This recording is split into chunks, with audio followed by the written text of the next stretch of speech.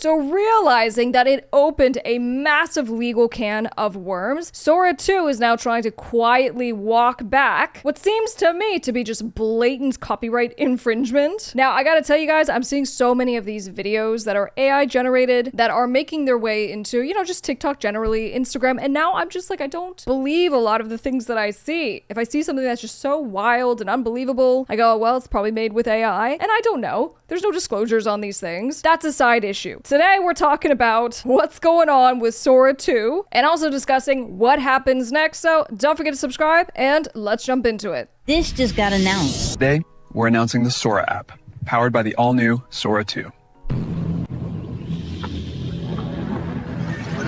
It's the most powerful imagination engine ever built.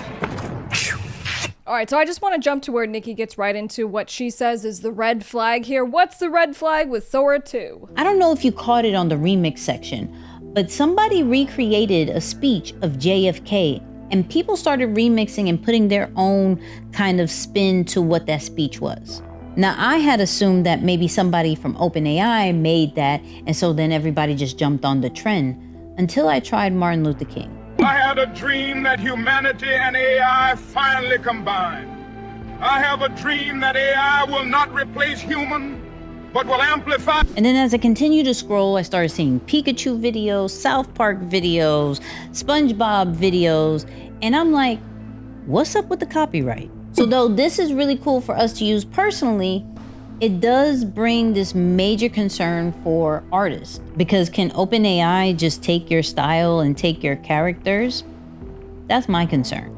Now, I don't know the back end stuff. Maybe they have a licensing deal and they pay a percentage to them. I don't know what it is, but it is a concern. Okay, so the big question here is, well, maybe Sora 2 already has the rights from film studios, from the different creators of these very famous characters. Thinking on the bright side, correct? Well, this is the first article that I saw which prompted me to kind of look into this. OpenAI's new Sora video generator to require copyright holders to opt out. OpenAI is planning to release a new version of Sora generated that creates new videos. So right, so Sora 2, the AI startup began notifying talent agencies and studios over the past week about the opt-out process and the product, which it plans to release in the coming days, the report said. Okay, so what caught my eye here is I go, this company, which knows better? Sorry, you know better already. Which is, you do not get to use other people's copyrighted stuff. Well, let me put it this way. If you do use other people's copyrighted stuff, you're gonna get sued. And so I was reading this report on this, like, we're just gonna let you opt out. We're gonna do it anyway. And it's what we've seen in certain regions of the world. That is not what we do here in the United States and most countries. But for example, in the UK, there are different countries that are looking to potentially do things a little bit differently. Now in the UK, we saw that the government did try doing this with this opt-out thing to open the floodgates for AI companies. So far, that hasn't gone through, but nonetheless, here's the update.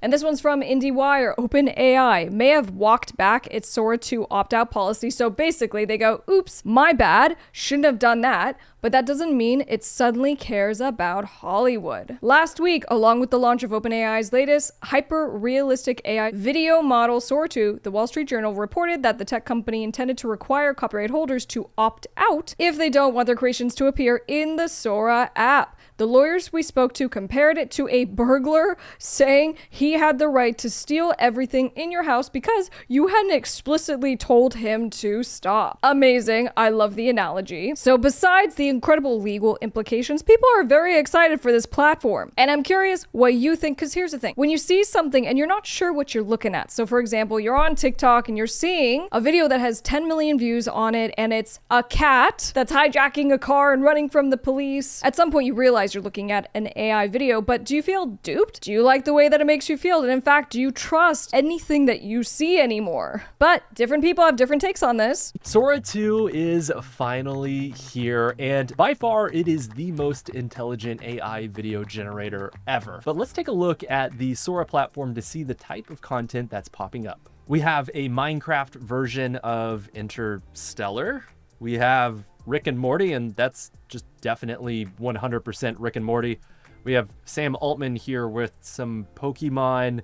We have Pikachu as a DJ. We have Toad bodybuilding, and you get the idea. This is basically one big meme factory. All right, so lots of examples of tons of what appears to be copyright infringement and trademark infringement in some instances. And even in this video as I was watching it, it was, very complimentary, just loving what this platform can make happen. In the middle of the video, there's an advertisement for an AI prompter. I do want to note that we are hiring for an AI curator and social media role over at Curious Refuge. That all by itself is just so interesting to me, in that we're not just hiring a social media manager anymore. We're not hiring a graphic artist. We're not hiring someone in video. We're hiring a prompter, which can be a skill in itself. I hear you already in the comments, but you get my drift. Back to IndieWire, we've long suspected that AI companies were training their models on copyrighted material with some cut and dry lawsuits that Hollywood studios are battling aggressively, and it suddenly felt like OpenAI was now just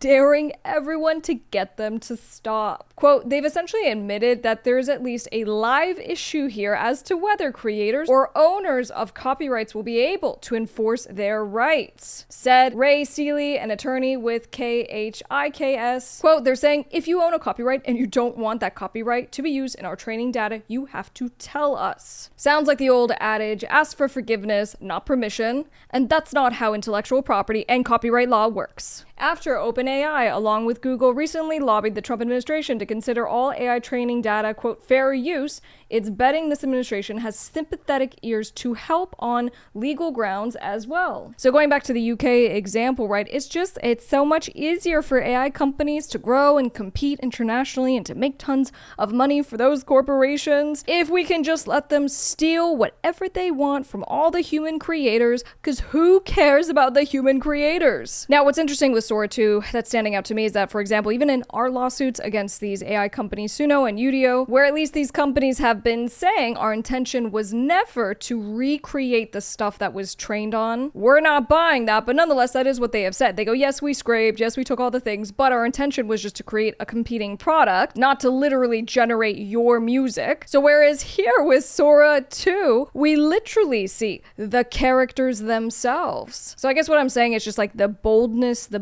blatant infringement of creators' rights is shadowed only by the profit that these companies seem to be racing after. In other words, it makes more sense to just do whatever you want. The lawsuits will come, but we'll use some of the budget to pay for those lawsuits because we're going to end up making so much more money in the long run. And I truly believe that's what these AI companies are saying to their investors. Now, look, I focus on the legalities of these situations, but equally, I'm always curious to your guys' opinions about the actual applications, the websites. What do you think if you're using them? Drop a comment down below. I'm Miss Crystal, and I'll see you on the next one.